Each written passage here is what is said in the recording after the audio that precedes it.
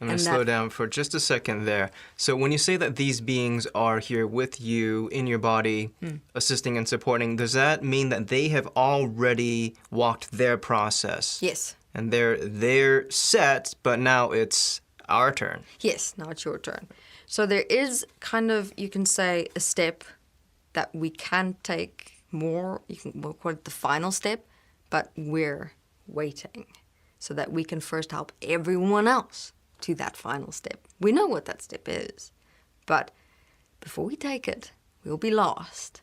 Make sure we can create the heaven on earth, the principle of equality and oneness and what's best for all in this physical realm, this physical existence. Truly birth life from the physical.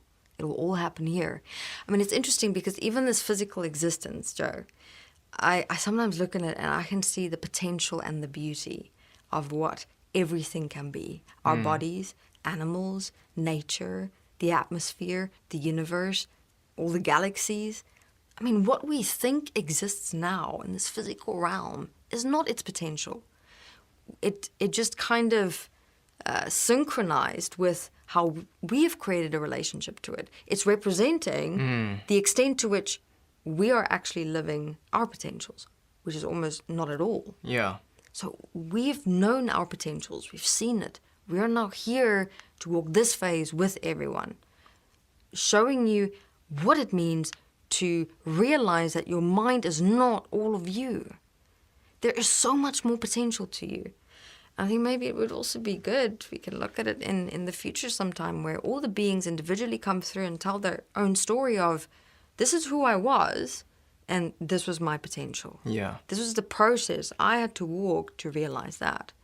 Maybe more beings can, or more people on Earth can start relating to their stories. Because it's no different, truly. Just because they lived in another realm or dimension doesn't make what they went through as beings any different to what humanity is going through.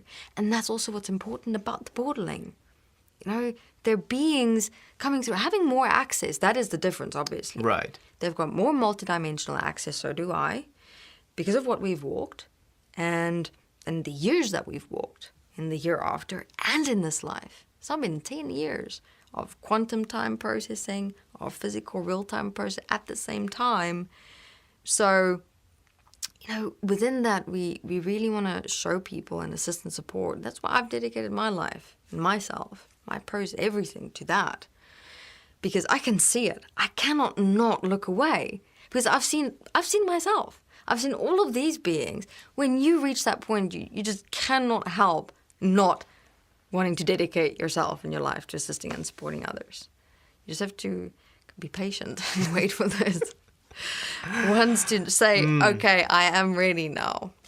I think that also begs the question of, and we've heard people say, this world isn't real. Yeah. Or this world, this physical reality is an illusion, and you need to focus on your energy and your vibration and all of that. What is the portal's take on that statement? All right, so here we've done quite a few recordings on those questions as well that is available in the Reptilian series. Also, interestingly enough, Anu coming through the portal in the videos, he's been taking on that dimension. And Cryon in the Cryon series on Equaf, he's also walked it in quite a bit of detail. But in a nutshell, what I've realized is it kind of comes back to the within. What we do in the within projects into without. In other words, we are, as beings, as awareness thinking, our mind is real, you know, and not even considering, there's not even a polarity existing of the fact that our beings is an illusion or not real. But we kind of also sometimes do that with that little voice, that little conscience in our heads, where our mind, our thoughts and our desires go one way. And we have this little voice that goes, maybe you should think this over a bit. But then we're going, oh, that voice is not real. Yes. This is what's real. So it's like, interestingly enough, that if everyone were really self-honest with themselves, they would see that that belief is just an idea, a belief, a point that people want to trust in. when all the while you actually know this reality is very real, very much so.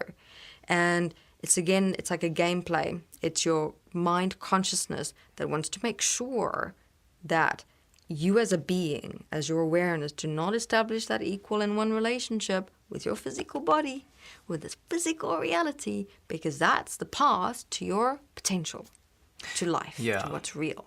So it's a programming, a pre-programming, to make sure you separate yourself from your own body. I mean, it was like, I understand the programming, and I don't want to sound condescending or judgmental or anything like that, but, you know, for us beings who can sometimes just see everything, we hear such statements, it's like, but this is your body, you're using this, it's in service of you, as much as you should be in equal service of it.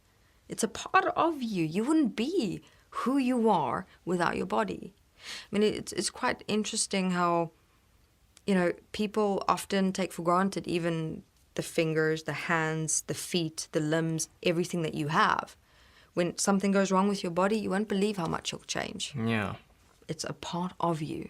So that's where we have found that origin point comes from. It's interesting that we would turn the physical reality into the limitation of like, in my mind I can be anything I want and I can do this and that and I'm so limited here. Of course, because you can imagine. But living it and creating it in the real world, that would be a whole different story. Yeah. So, yeah, the principle of those who are first will be last, those who are last will be first. Humanity is now lost in a way of, you'll now hear a lot through the portaling and the beings coming through that our information, our sharing, the very dimensions and points that we're going to be focusing on now is humanity. I mean, yes, we do know everyone has got that little lust for entertainment, so we'll bring through the history of existence, past lives, questions about anything and everything in existence. But our main focus is humanity, this earth, this physical realm, this physical existence, and the potential of human beings. I think that's the core message that needs to be really grounded and rooted into not only what we're doing here, but what is destiny about. So much emphasis is placed on, I get to know what happened in existence, but then we don't bring it back to what am I doing in my actual day-to-day life? Who am I as a person? Yes. Yeah. So I think that's something that's gotten away from us, and it's something that's easy to lose sight of. But it is a fine line, because I do see the value of now and then you do need to hear the stories of, listen, this world that we think and relate to right now isn't all that there is. Yeah. No, and there is definitely. more, and there is Yes. such a rich history, and we have no idea what we've become Yes. and what we could be. But we're just going to But- balance it where just focus on yourself more, and then Yes. with the work and play dynamic. Right. Yeah. Yeah, so it's that not balance. always about, there's so much more process to do, but to also remember where we're going. Yes, exactly. Yeah. Exactly. All right, I think this is our time Yeah. for this session. Joe, thank you very much. Thank you. Everyone, hope you enjoyed, and we'll see you in the next one. We'll be back.